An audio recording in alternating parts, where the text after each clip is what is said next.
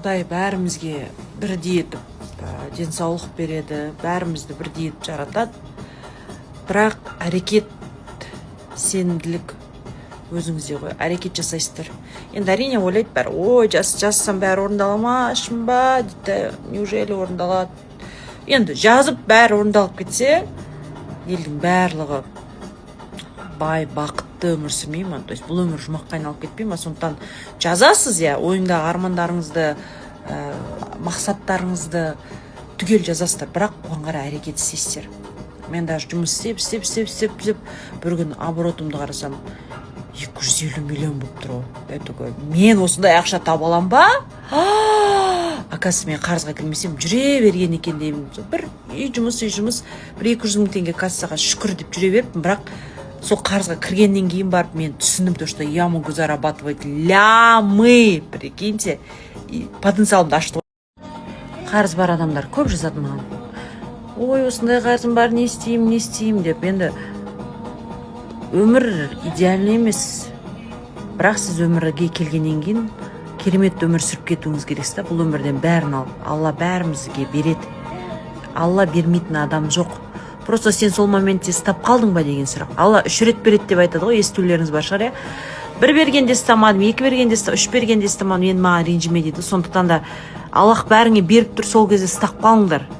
Нәпсілеріңді тыя алмай, ішімдікке беріліп, окруженияның сөзін тыңдап, тағысын дегендей, или басқаша бір нәрсеге бой алдырып, ұстап қалмай, өкініп қалмаңыздар. Сондықтан барлығымызға Алла береді, берген нәрсені шүкіршілік етіп ұстап қол, ары қарай үйлестіріп, ары қарай дөңгелетіп алып кету.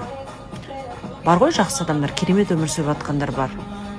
Солардан қарап мотивация алыңыздар. Көп қараймын сондай адамдарды. Қарызға кірген кезде мен не істеймін деген сұрақ келді ғой. Не істеймін бірінші, не істеймін? Анадан сұрайсың, мынадан сұрайсың. Ана подругың кредит алып береді, мамаң кредит алып береді, сестренкің кредит алып береді. Уже кредит алатын адам жоқ, уже саған банктер отказывает, уже ақшаны қайдан аларын білмейсің да. И не істеймін, уже жұмыс істеп бастайсың. И сол кезде мен TikTok деген нәрсені жаңадан түсініп баставаттым да, батыл ойнап жүрген. Одан кейін стримге көшіп кеттім, сол стримнен деп тауып тоқтамай соның вайпына кіріп кеттім да. Ақша түсіп жатыр, шетінен жауып жатырмын, жеңілдеп жатырмын, көлік алдым, квартира алдым. Вау деп соны вайп мен әлі күнге дейін бітіп келе жатырмын ғой. Құдайға шүкір TikToктың барына. Мен бір нәрсемен шектелмеймін. Адам Құдай қатты нәрсені жақсы көрсін, қатты қалаған нәрсені қатты жақсы көріп бүйтіп тұрған нәрсемен сынайды. Сондықтан легко қарау керек та. Мен TikTokқа легко қараймын. TikTok болмаса да басқа тірлікпен айналысам деген сияқты ғой. Сондықтан бір нәрсеге қадал болмау керек та. Жан-жақты. Қарыз бар адамдар, қарыздарыңызды қабылдайсыздар. Қарыздарыңызды қабылдап, қарыздарыңызға рахмет айтасыздар. Сол қарызыңыз болмаса, сіздің өміріңіз дәл қазіргідей болмас еді дегенде, яғни мен қарызым болмаса, мен өстіп өмір сүрмес педім қазір. Мен көлігімді армандаған, квартирамды алмас педім. Сол бір үй жұмыс, бір нәрсемен бүйтіп жүре беретін бедім, кім біледі. Сондықтан Аллаға шүкір, қарызым болғанына шүкір, қарызымды жапқаныма шүкір, қарызым мені өсірді деп қабылдап рахмет айтып бүткілін жазып шығарсыз қарыздарыңыз түгел. И бәріне біртіндеп лақтырасыз. Күніне 5.000 теңге, 10.000 теңге әйтеуір түгел жаппасаңыз да солай беріп шығасыз.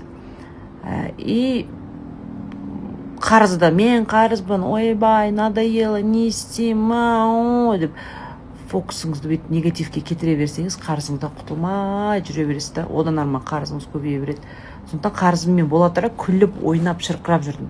И когда я призналась в Инстаграм, да, мен признание қабылдадым да, мен бүткіл оқырмандарыма айттым, мен осындай 100 миллион қарызда жүргем, мен осындай банкрот болғам, мен осылай өскем, әкем ауырған кезде барлығы онкологиямен ауырды әкем, и андай да, үйдің үлкенім да, мен бізде үйде ұл жоқ, 2 қызбыз ғой. И все, мен кішкентайымнан родитель болып алған, бәрі мойныма алып. Может, это тоже не хорошо, неправильно, но уже оны айтқанмен ештеңке өзгермейді да, уже солай болып кеттім. Спасатель болып сөйтіп жүріп кеттім да. Сонымен И когда я призналась, Инстаграм бәрі жазды. Қалай Жора, сен күліп жүресің всегда, бір айтпадың ғой, білінбеді ғой, осы тоқтамай жұмыс істеп жүресің, ау, жүресің, қыдырып арбе шетер аралап дейді. Қалай сен білген жоқпыз ғой сен қарсың барын, қалай жүргенсің дейді. Мен күліп жүрдім, қабылдап күліп, бақытты әр күніме шүкір, әр оянған таңыма шүкіршілігім артып, вау деп жүріп, қалай қарсыңнан құтылғанымды білмей қалдым.